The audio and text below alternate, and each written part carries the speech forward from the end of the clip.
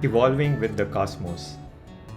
The cosmos is full beyond measure of elegant truths, of exquisite interrelationships, of the awesome machinery of nature. The surface of the earth is the shore of the cosmic ocean.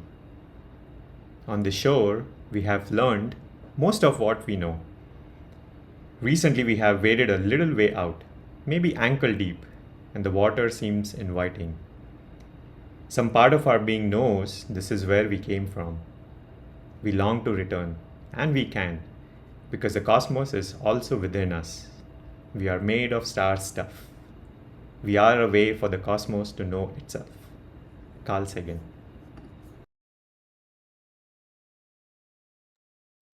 Wonderful.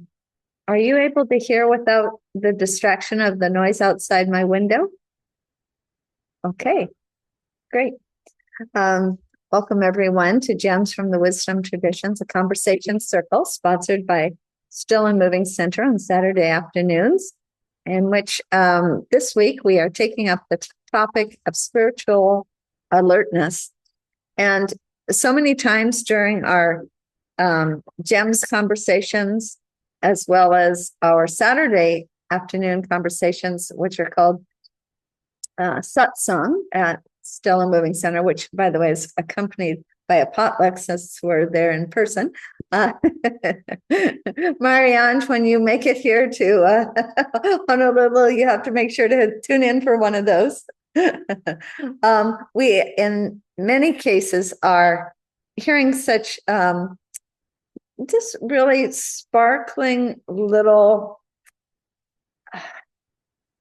words of wisdom from Jade Chan.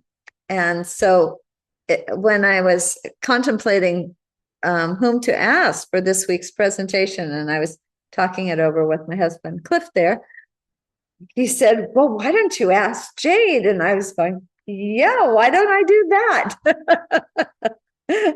And so she so kindly agreed to start us off on our conversation this week. Jade and Deshen run a 4:30 in the afternoon on Tuesdays Qigong class for us. Every once in a while, they will disappear suddenly and reappear, and they will have gone on some magical adventure. Often it seems to the highlands of Taiwan to the tea country. So Jade has decided to speak to us from the tradition of water and tea, or tea and water. And we really look forward to this very unusual combination, I think, of traditions. So Jade, I hand it over to you.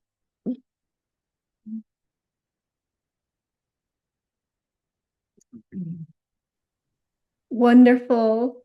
Mahalo nui, Renee and Cliff, for inviting me. I'm so grateful. Can you all hear me all right and see my presentation? Wonderful. Oh, aloha, ni hao, and namaste. So wonderful to be with all of you today. As Renee said, my name is Jay Chan. I'm a Qigong teacher, a tea practitioner, and a humble student of nature. Today, I will be sharing about the way of tea and water, and this week's theme, spiritual alertness. And I also look forward to hearing about your experiences.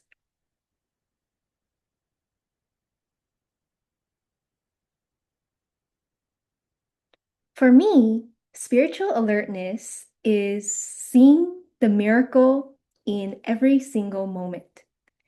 It's seeing the miracle and letting it awaken all of your senses, including the higher ones. It is seeing the beauty in every moment and striving to be a mirror to reflect that light.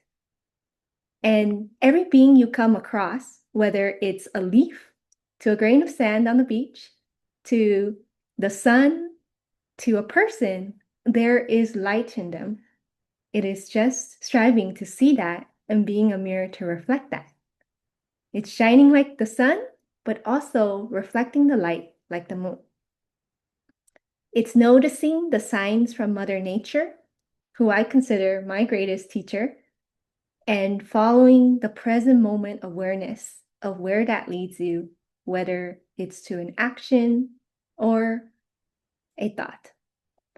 I believe that tea and water are two of the greatest teachers that teach us this.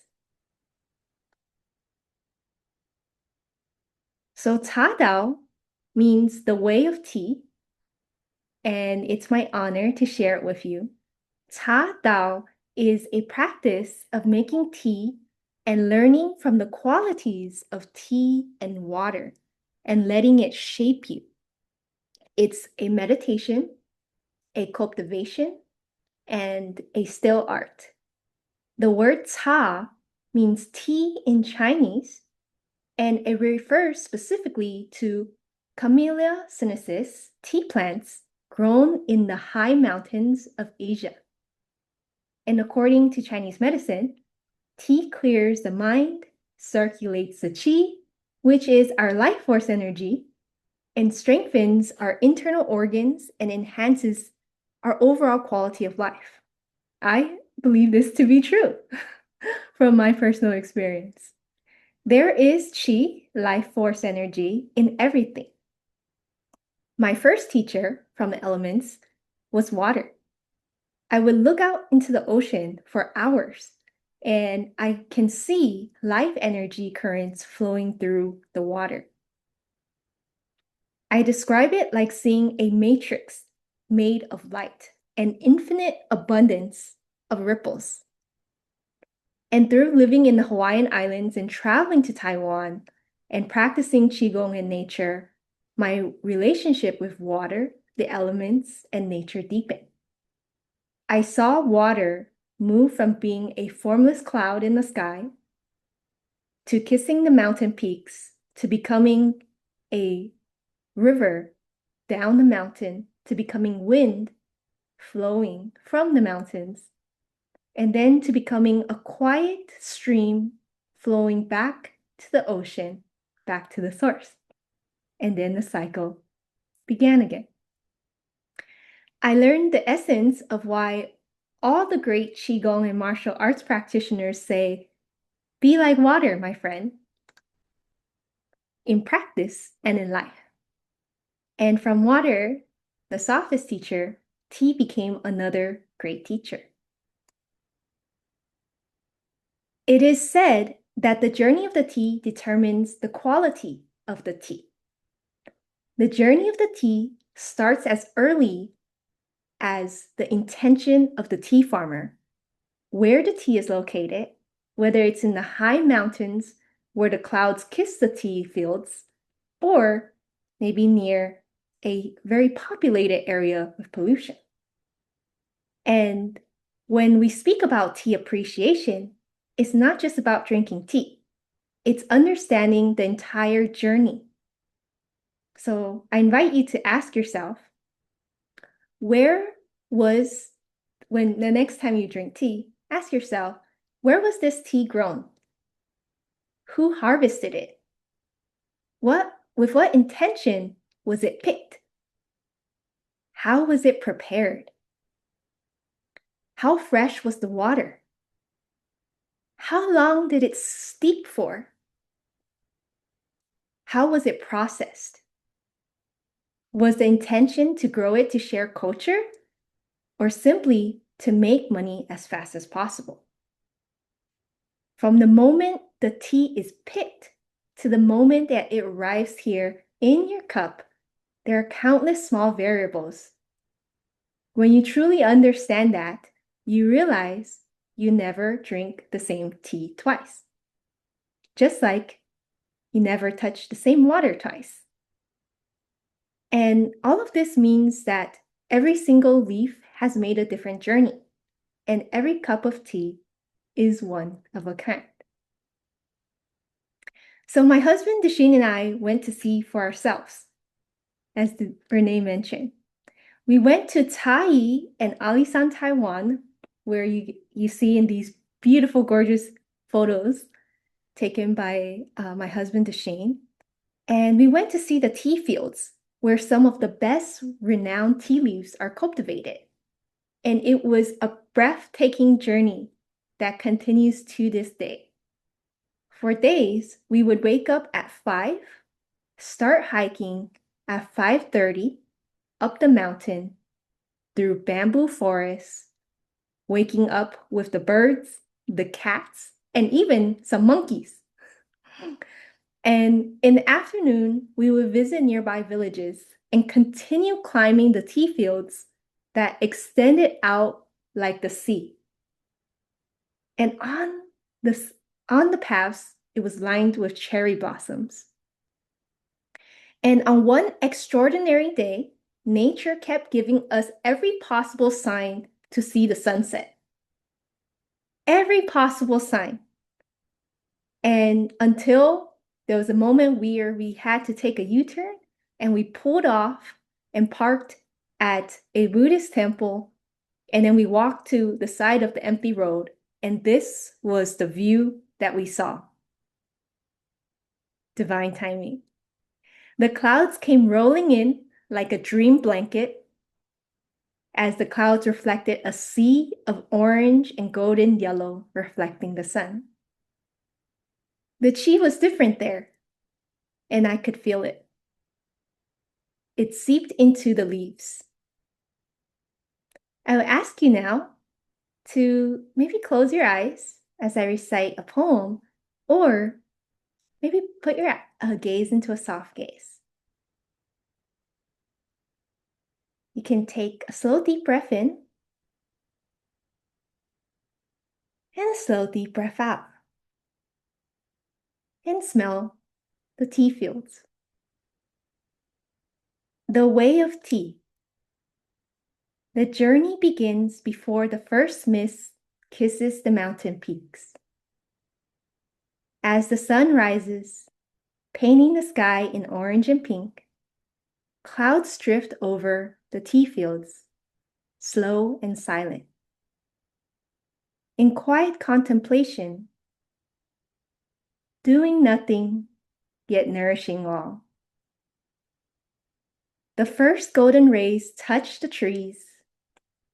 Birds and butterflies know the wisdom of the sun.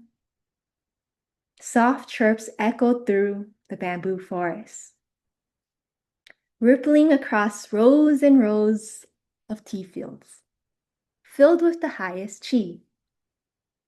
A gift from Mother Nature, a breath of life. Each leaf plucked by hand, with grace, reverence, and tradition. The sun, the first teacher. The water, the softest teacher. Nurturing, shaping quietly. The way of tea follows the way of water. A lesson in presence, patience, bliss, and flow. You understand one thing, you understand 1,000 things. In every leaf, a journey. In every cup, a lesson. To drink is to know that all things move as one, infinite and awake.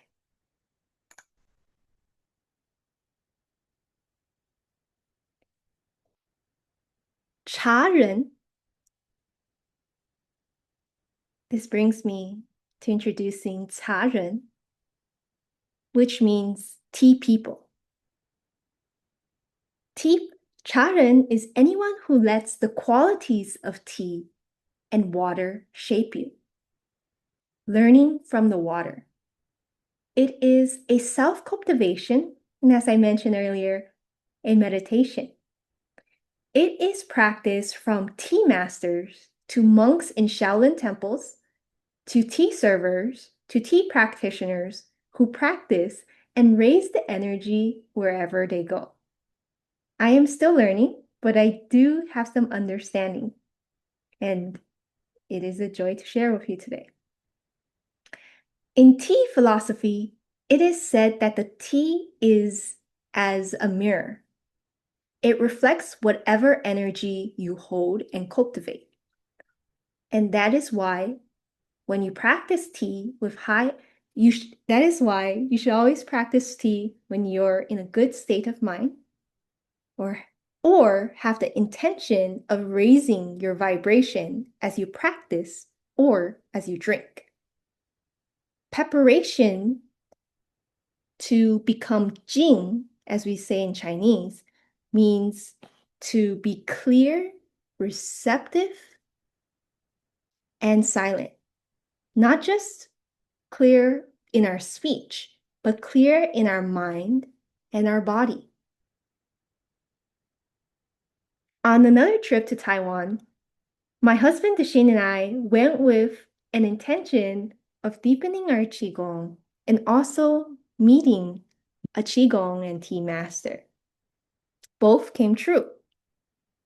As I observed the tea masters and server make tea for 4 hours, that's how you drink tea in Asia. You drink in those tiny cups and you drink for hours. As I observed these tea masters and servers, I noticed total absolute focus. Total focus in brewing the tea, in pouring the tea, and in serving the tea.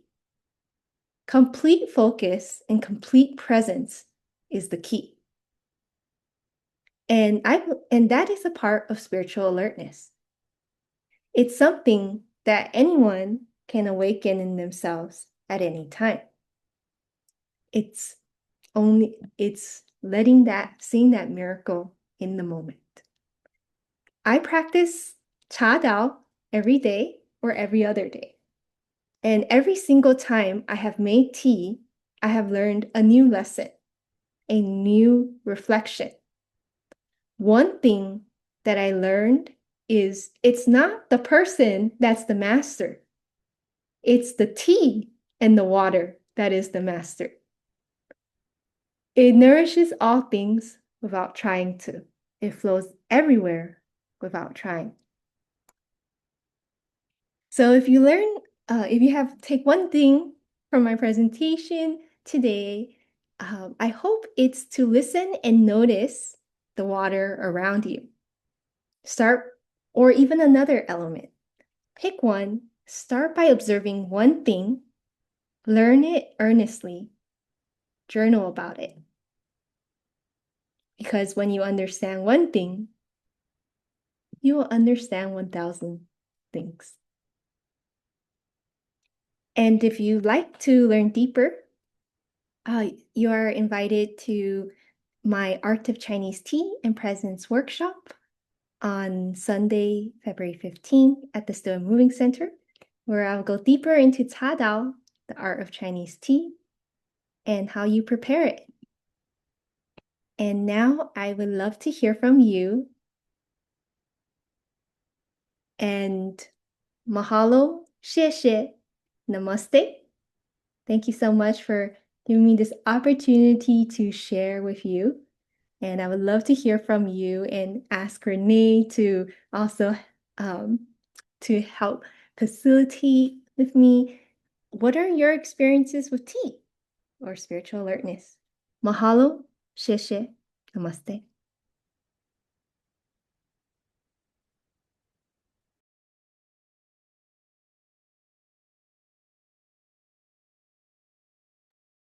Renee, I think you're muted.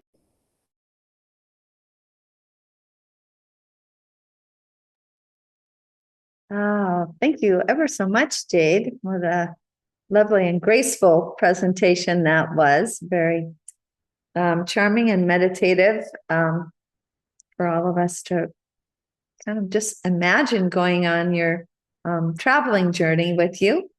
And a little bit imagining being in perhaps a tea ceremony with you as well. And it's an interesting idea to me that by focusing on just one element, so many more could become evident to us. It's like that concentration could then open up something much vaster.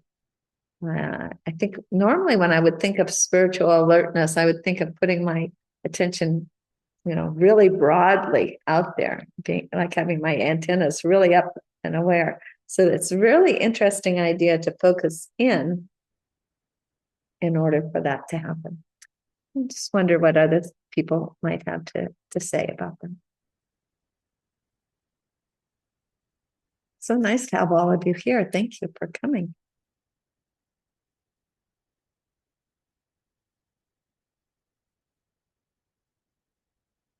Kim? Mahalo, that was just wonderful.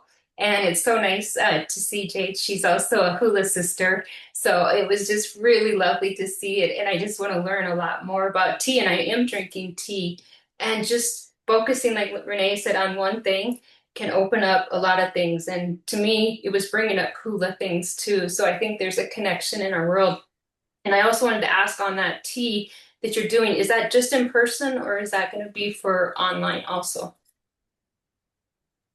It will be online and in person. Okay. Mhm. Mahalo nui, and thank you for opening up my mind this afternoon. Of course. Thank you so much for sharing, Kim.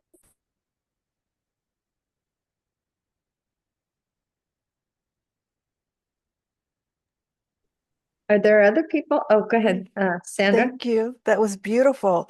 Those photographs are unbelievable. I mean, that was just jaw-dropping. Oh my goodness. I had no Doesn't it make you idea. want to go to Taiwan? It does. I want to go right there, exactly there. I love that tea presentation. I've come down with the cold the last day, and I've been drinking a lot of tea lately. But I really love tea, and I had a beautiful friend in Georgia who would to have a big basket, and she would take heater, water, tea, and we'd go hiking out into the woods with a small group of people or to a stream. And she was just so focused on heating the water, brewing the tea, and then we all had the little cups and sharing the tea. And, the tea was, sourced from, beautiful places that were, supported the people who farmed it. And I just remember that, doing that and how exquisite that was. And I was like, I should do that here. It's so great. Just like I said, that whole process as you described it, it sounded beautiful. But anyway, thank you.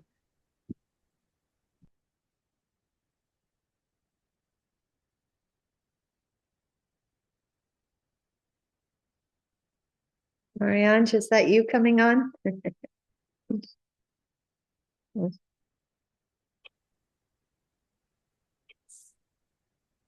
I wish I could do it for you. In the meantime, Bob, why don't you go ahead? Okay, well, I was so struck by everything that was said. And I'm reminded that the Buddha was once asked, in a single word, what is your teaching? And the Buddha said, awareness. And it struck me that awareness is not broad or focused. Awareness is coming to things just as they are, as Jade was describing, looking at things. So prior to our thinking about them or making objects or I thinking about it, prior to all of that, just pure and simple awareness. And I was struck by one of the teachers of Zen, Baijan, uh, wrote about what he called the elixir of awareness, which I'm not sure what he meant, but I think what Jade means is tea. That's our elixir of awareness. Um, Sometimes said it's easy to see the drop of water in the ocean, but much more difficult to see the ocean in the drop of water.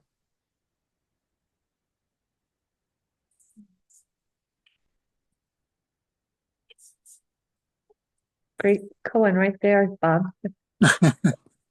Let's see if Marianne has her mute. There we go.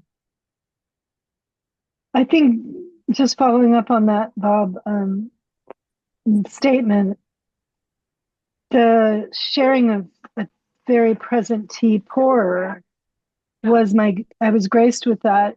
And of all places, not in the highlands of a tea growing area or even a tea shop. It was in a trade show in Los Angeles Convention Center amongst, curtains and vendors and noisy people. And the tea pourer was able to capture the ocean and bring us in, just myself and another recipient, with such grace, such presence, that it's 20 years later still memorable.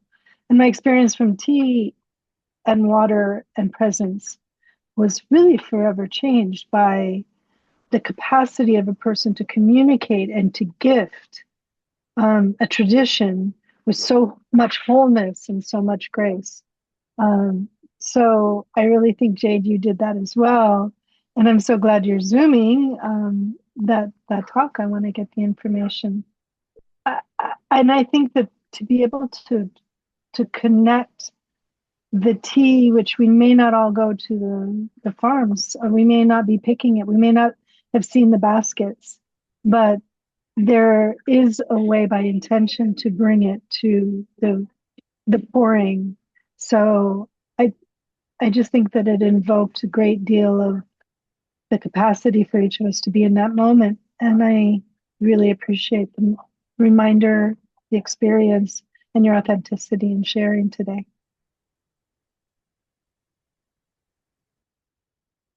Yeah. Dishan. Mahalo Jade for sharing wonderful meditative experience.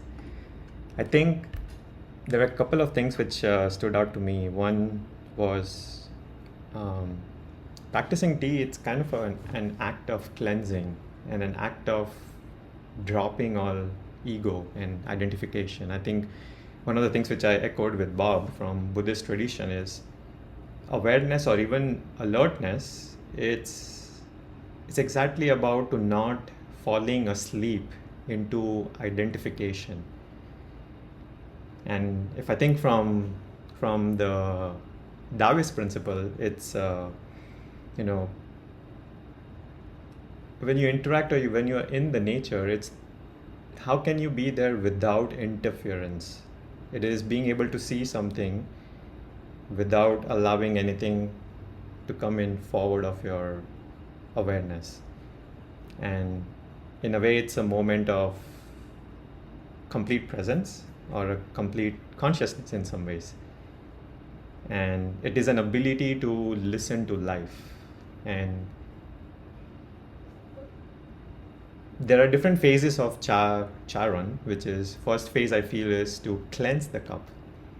First, recognize what type of cup you are as a person, coming in alignment with yourself. And then once you have that awareness, how do you want to spread that awareness in the world, which is probably the 1,000 different things which will open up its ideology. How would you want to... There's two parts to the sentence, be like water, my friend. Or you can also be the force behind that shapes the water to flow along with it, which is, I think, an extension to that phase 2 on how would you want to spend your conscious energy in the right way to flourish those 1,000 different things in the world.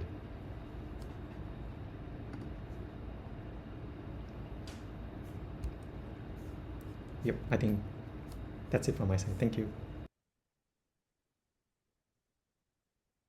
That's a lot to take in, Dishan. Thank you so much. Mary. Thank you, Jade. I was thinking my first memory of tea was at the Chinese restaurant when I was a child, because I'm not a daily tea drinker. It's something that I'll go to when I'm not feeling well. But just remembering my dad, who's got the Chinese background, saying that the tea also helps to cleanse your palate and prepares you so that you can enjoy the next mouthful of morsel of deliciousness that you're going to receive. And then a second thing that your talk brought to mind was intention. And I see that when we prepare our hula things, our lei, our adornments, our costumes, how we take care of things.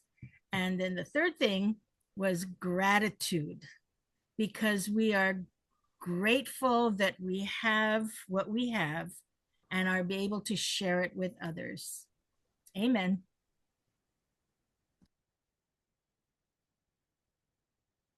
Mm-hmm.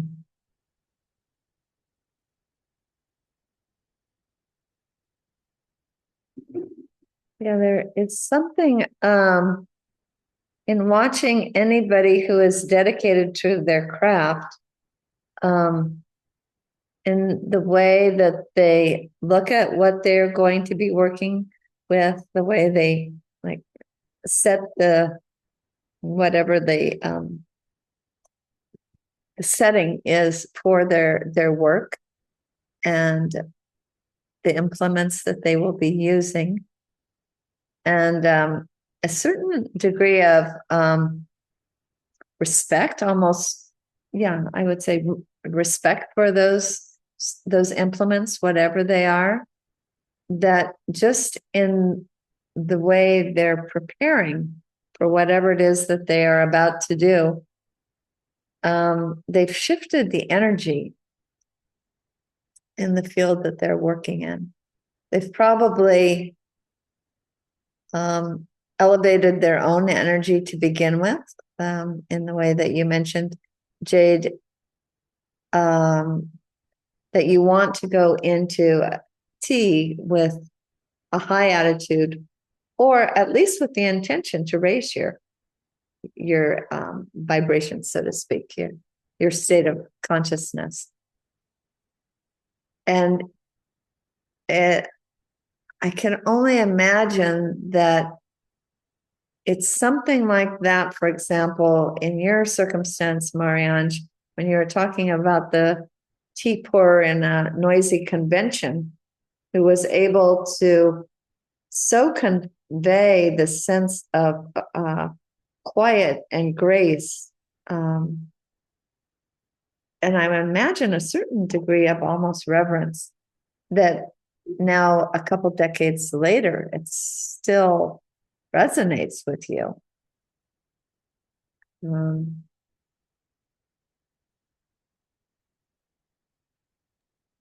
Just to follow up on that, the most stunning part of your talk, Jade, was how it's always a different tea. And even though, and that's what, even though it was 20 years later, it's not the same presence that I bring, but it's the memory of the alertness of the presence, that when I drink tea, it's a different tea, but it's the presence that is what I'm recollecting.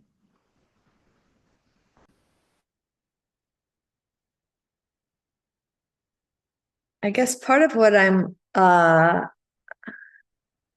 wondering about is the extent to which maybe the same approach could be used in almost any endeavor that we might take on. Mary, for example, was comparing it to how the hula dancers prepare their adornments and don their costume there. And Cliff and I were struck several years ago in the almanac. We put in several passages from Thich Nhat Hanh about how to wash the dishes. And that's that very simple act of washing dishes with full presence seemed to be an elevating experience in and of itself. Bob? It's interesting thinking of Thich Nhat Hanh, because I think his central idea is everything is connected. And that's really what we're talking about here. Everything means that there's an infinite variety, and we can come to that. But every time you prepare your instruments or your setting, you're focusing on those elements, and you're focusing on your teachers all the way back to the beginning of whatever tradition you're looking at. And as Jade was discussing, you're looking at the sunset, but you're also including in that the workers in the field. You're considering the harvesting, all of that. There's no end to the connections. And the more you allow those connections to kind of float through your experience, the less you're focusing on my drinking tea, that kind of thing. And so there's no end to the possibilities of connecting to different people, but also over time and through space and all of those elements. And it's simply awareness or alertness to what's happening right now. And it is, not stepping in the same river twice, but not even stepping once. It's just this amazing experience that is complete in and of itself, everywhere you look and experience.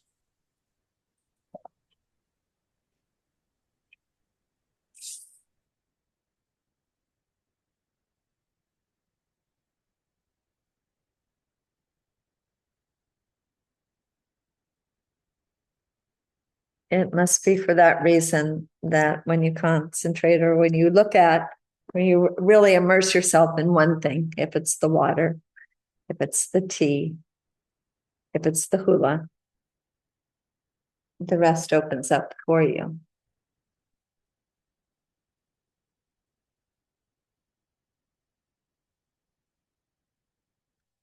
With this idea of spiritual alertness, one of the people who's said a lot of wise things that I've learned from is Debbie Rosas, the co-founder of the Nia practice that I lead. And she says that serendipities are happening all the time. And we know that we are, I'm just going to paraphrase it because I don't remember her exact word, but we know that we're being spiritually alert when we notice those serendipities. And so that it seems like by this idea of becoming aware through one avenue, it might kind of open up those receptors to be aware of all these other little things, these other interconnections that we might not have noticed otherwise. Like Bob was saying, everything is connected, but are we noticing?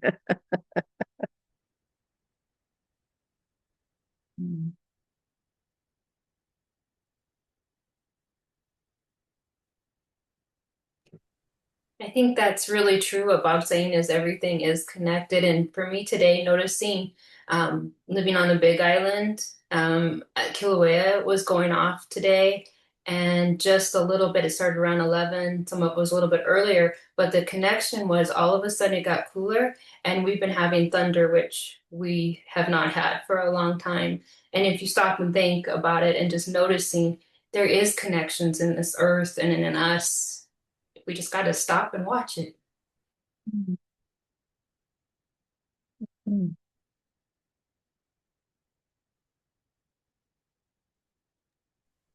Absolutely beautiful shares, everyone.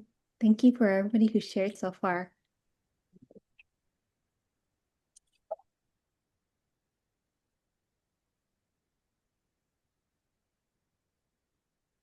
Marianne has a question. Can you, Jade, explain how the Qigong masters who are tea masters, what she sees as different possible divergent awareness?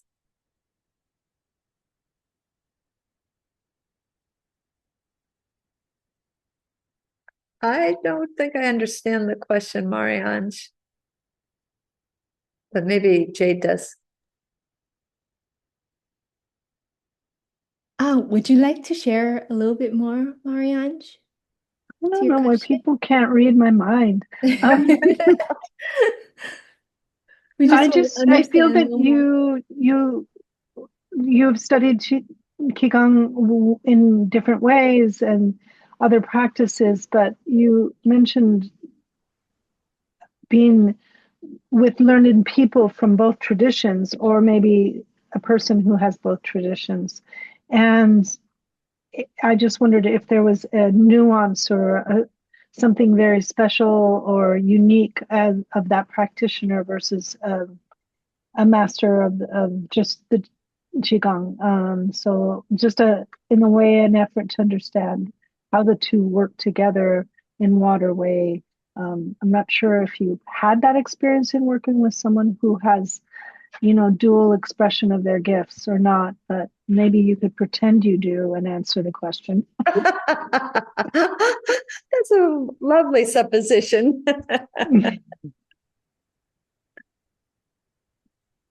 So I try my best to answer that. Shane, you might have to help me here too.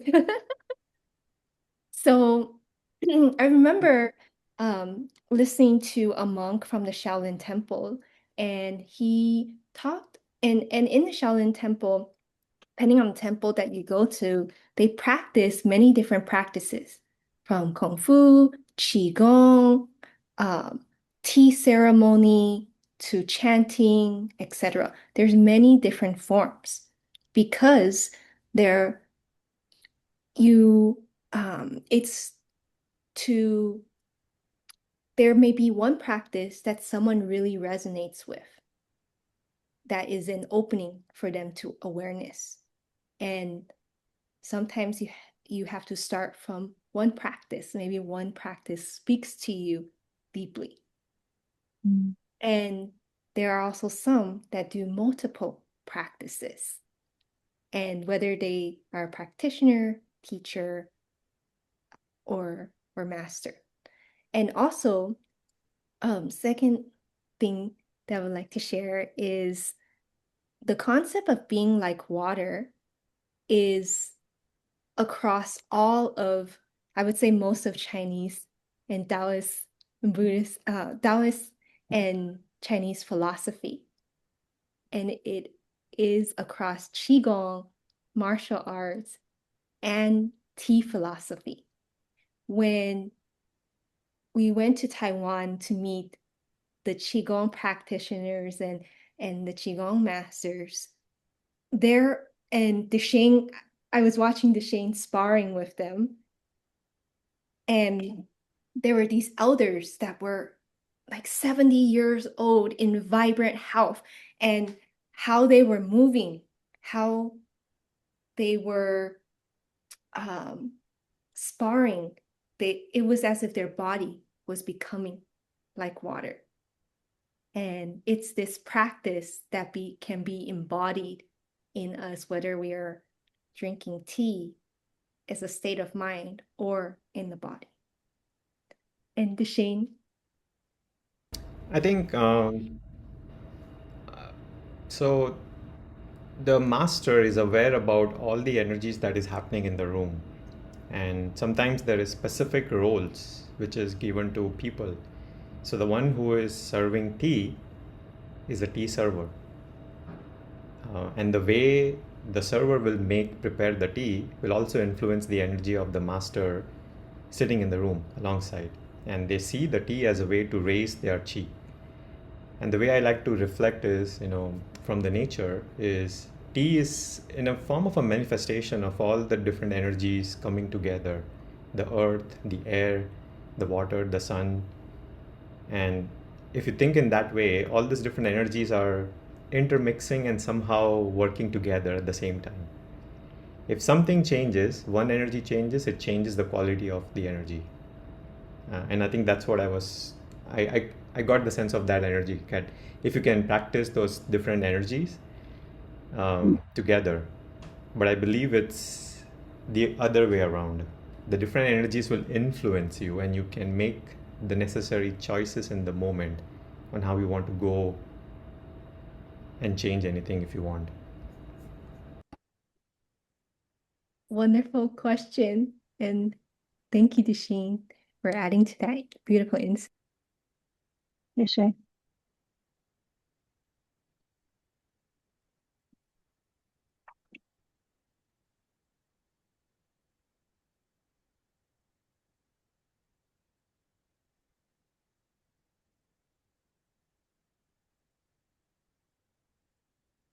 Steph, do you want to add in here?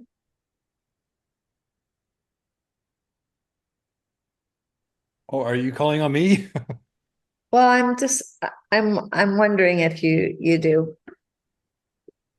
Well, I mean, I'm thoroughly enjoying this kind of deep dive, into spiritual alertness. And I feel like just through the process of this GEMS class today, I'm becoming more alert. And I mean, I was trying to compare the tea ceremony to my encounters with water, which is through paddling. And and in some ways doing something very repetitive, having to do with water, it allows us to maybe to go below the surface of the water. And I think most of us live on the surface of things, but Jade is kind of giving us a roadmap of how to get below the surface of things. And if we can understand one thing, then like you're saying, we can understand the 10,000 things, and maybe begin to see the miraculous in everything throughout our day.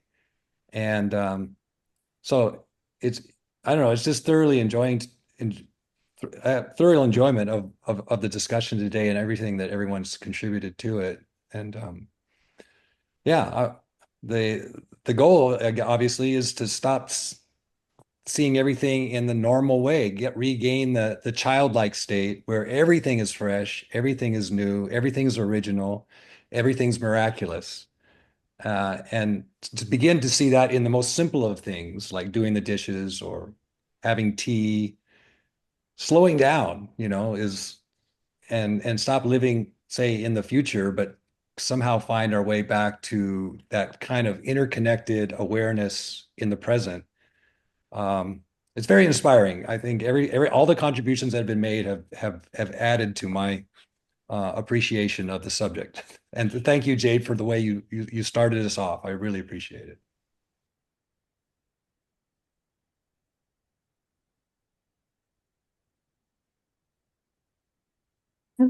Thank you so much, Cliff.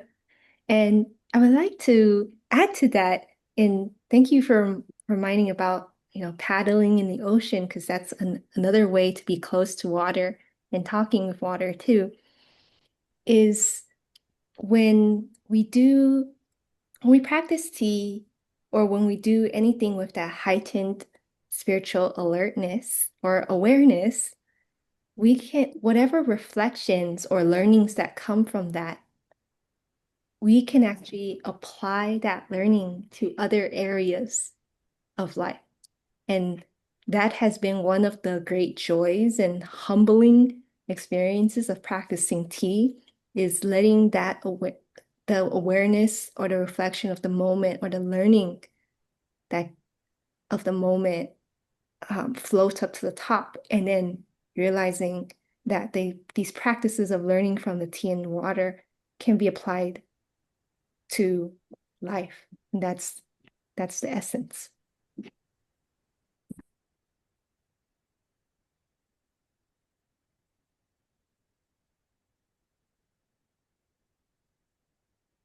It sounds to me as if you're advising us to allow ourselves to be taught by really everything that we encounter, and especially the things in nature. I see Jade, you and Deshin allowing yourself to be taught by a butterfly or a bird or a wave.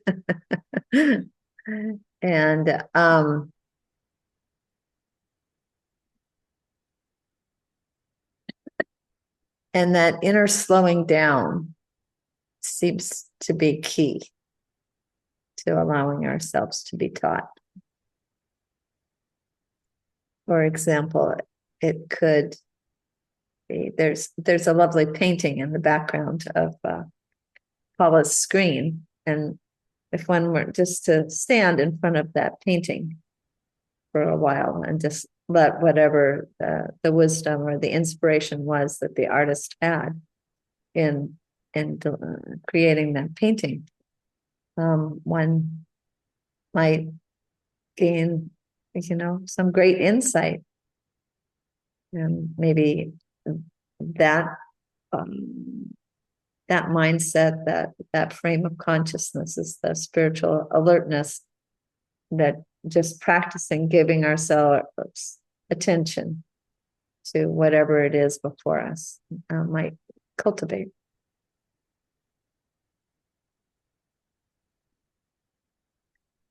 I mean, sometimes we have to move through life pretty quickly. We don't always have the luxury of just standing and gazing. Nevertheless, if we have cultivated it at different moments, it, I think, becomes available to us. And we can get sometimes just a quick glimpse. And then we keep going. But we had that spiritual awareness or alertness to pick it up, just in the brief moment that it passed, perhaps. Kind of like seeing a falling star and noticing. It strikes me, as I was listening to Cliff, it was interesting that he was not so much talking about water, but his answer was watering. It was moving like water moves. Water, it seeks its own level. It fills the spaces of other things. It's soft, and yet, it can have incredible power moving down rocks and mountains. And so it's not so much the insights we have into something separate from us, but as Cliff said, the little baby, the one thing a baby has, not a lot of experience, but the baby is completely non-separate. Nothing, it's connected to the world automatically. It's not separate. And that's part of the way water works on us. I think that's the experience of water in our experience.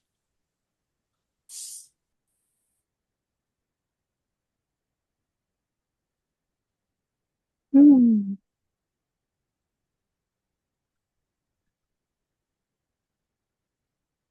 Look at my week. Look at my week. And Diana, I'm not sure if you're able to tune in behind your screen, but as our presenter last week, when you're speaking on the subject of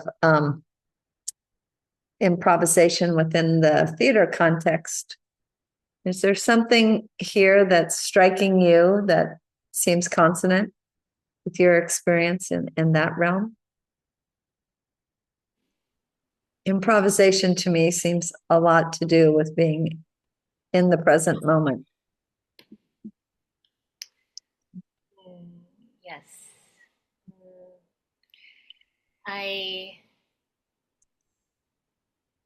One, just simply listening and being a part of this conversation has alerted me to the pleasure of receptivity. It's just so pleasurable to be able to allow yourself the space to feel the resonance of what's been cultivated. And I feel like the sensibility behind improvisation and moment to moment living is presence and listening and a detachment from expectations, a releasing of control, of trying to shape the moment in any one way, but being very alive to what is actually happening in the moment. And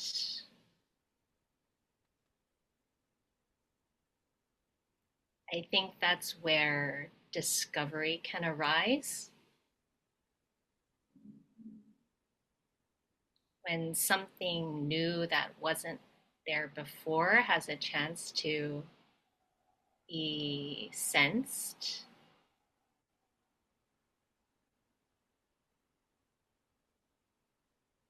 And I now am thinking about the filter of speech as a way to funnel that insight or discovery.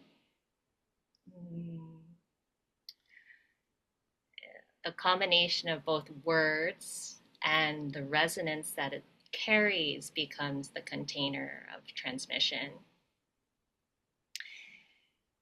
And so we can take this very expansive resonance or vibration, and then we place it into the container of our one-pointed focus of expression. Yeah.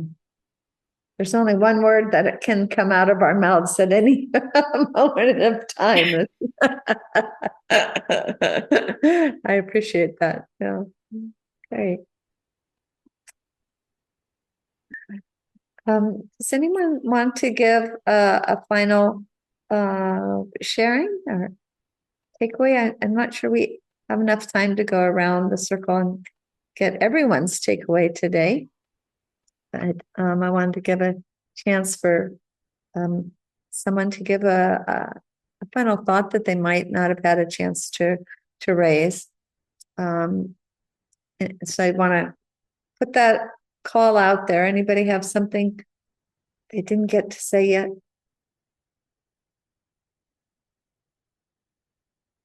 We're good. Okay. Then I'd love it if somebody could just consider giving a vote of thanks to Jade. And in the meantime, I'd like to tell you about next week.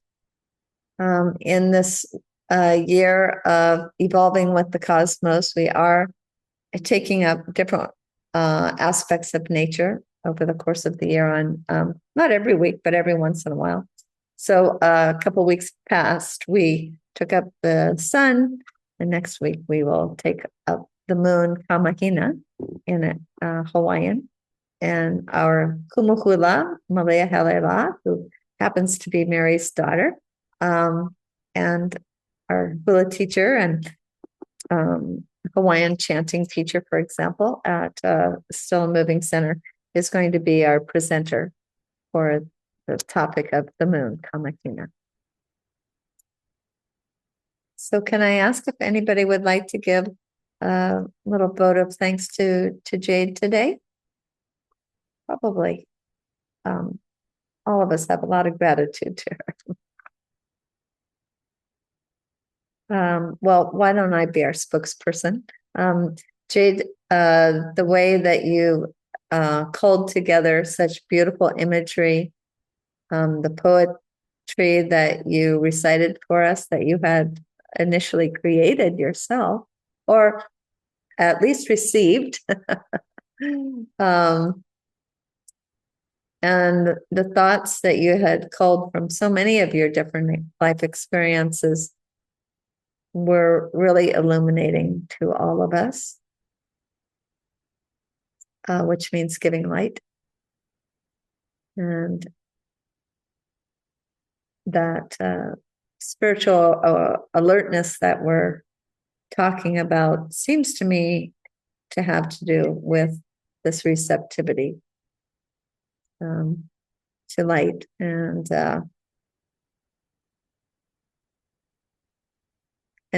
there's a lot of need for perceiving light in the world right now.